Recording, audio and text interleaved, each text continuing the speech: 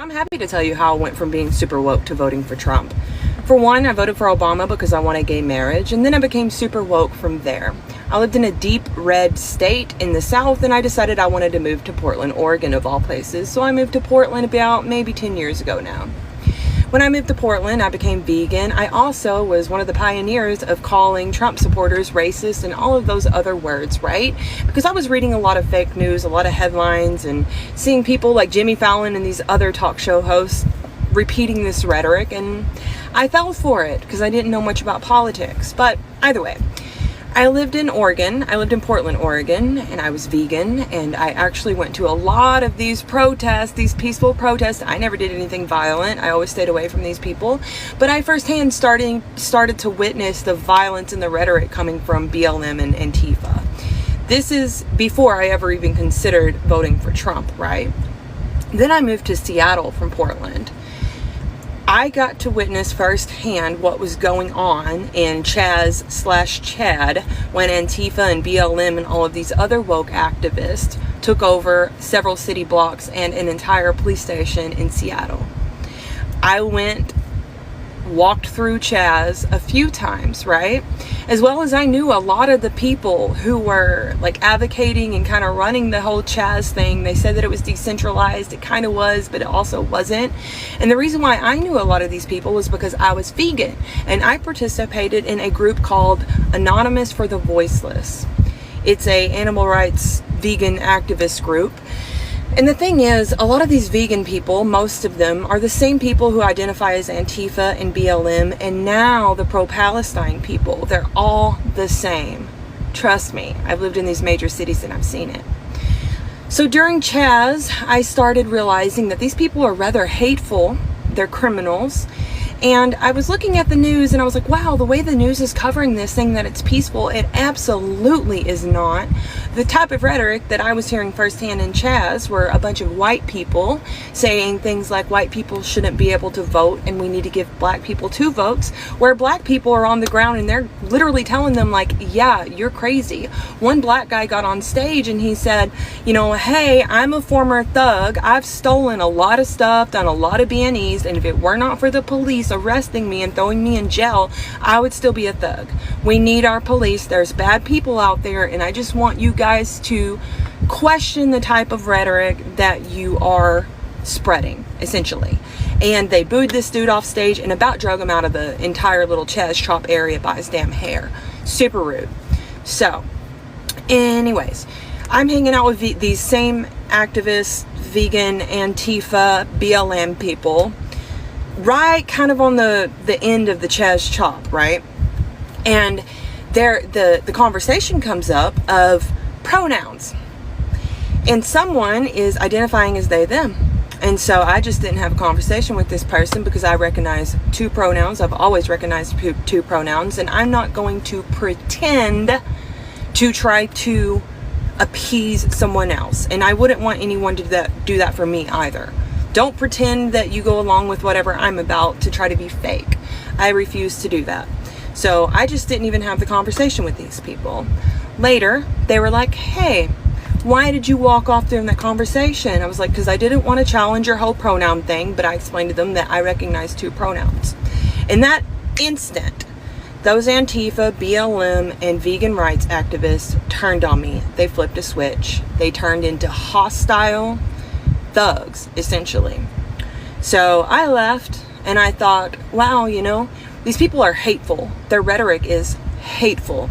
And technically, I've been pretty hateful like them. I've been repeating a lot of these talking points on these fake news channels that I've been seeing, and maybe I should really question what I'm about.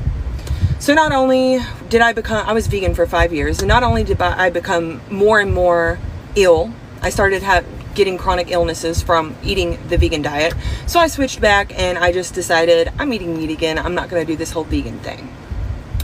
So then the vegans got super butthurt about it. I started getting death threats from Antifa as well as BLM in the area. They lost their minds. They tried telling me that if I would apologize and I would recognize that there's more than 2 genders, as well as recognize my white privilege, that they would let me back into their little gang. So, and I have receipts to prove it. I have all these old messages, and I basically told them to fuck off. At that point, I realized how hateful and how ignorant these people were. So I started opening my mind to Trump. I was like, or actually too, another thing that happened in that time was the 2020 Democratic debates. And I was watching these like 20 odd something people debate on the Democratic debate stage. And I was still set on, I'm going to find me a Democrat to vote for because I'm not a fan of Trump. So I watched the rhetoric on the debate stage. I watched Kamala call Joe Biden racist and all this stuff. I watched Tulsi just rip Kamala a new one, and I saw how deeply unpopular Kamala was, and for many reasons, because she's a Marxist and she's further left than Bernie ever even could dream of being, right? Anyways, my breaking point with the Democrat Party was when everyone but Tulsi raised their hand on a debate stage saying that they would offer free health insurance to illegal immigrants and that they were pro open borders, and calling people like Donald Trump racist for wanting safe borders, which is kind of weird because now Kamala is saying that she's going to close the borders and hire more people and all this stuff. The same stuff she called Donald Trump racist for, mind you. She's full of shit. They're lying, blaming the border issue right now on Trump. I will say that, but that's not the point of this video. The point is, I started really paying attention to Trump. I started listening to a lot of my friends, many who were minorities who supported Trump, who I myself were like, oh my God, you're racist if you follow Trump, blah, blah, blah, blah, blah. The woke mindset bullshit. And I realized Trump's not that bad, and he's definitely not as bad as these socialist Marxists in the Democratic Party. The Obama-era Democrats are gone, and they have been replaced with extremists like Kamala, who cannot tell the difference between a man and a woman.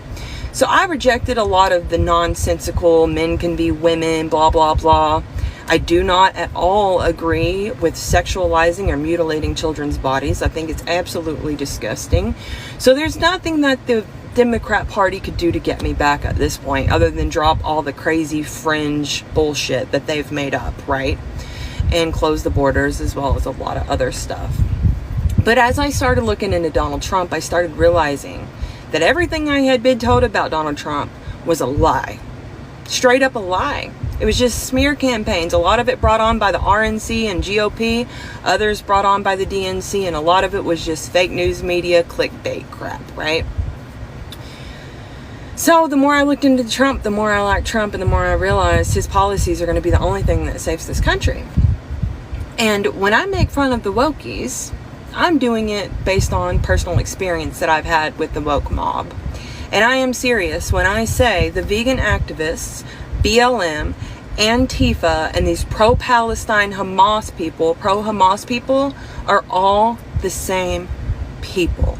And if you dare challenge a damn thing that they say, one single thing that they say, they will turn on you and they will become violent and they will send you death threats.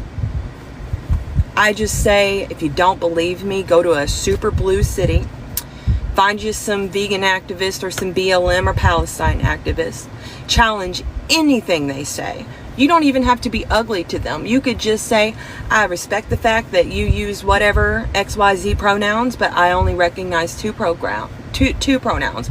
You can go as far as believe in what I believe and say, hey, even if you're a man identifying as a woman, I still see you as a man. You're still a man. But if you're respectful to me, I will use she, her pronouns, but I won't use anything beyond he, him, she, her. And they're going to turn on you. They're going to become violent. And they're going to try to threaten your very existence.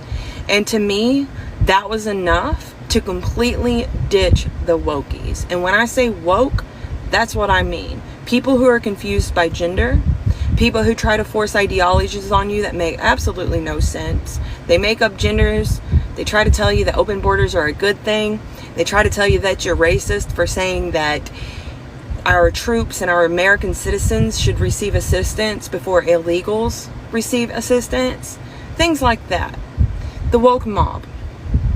And anybody who's going to turn on someone who otherwise agrees with them about a lot of things and become violent, that's a terrorist group, realistically.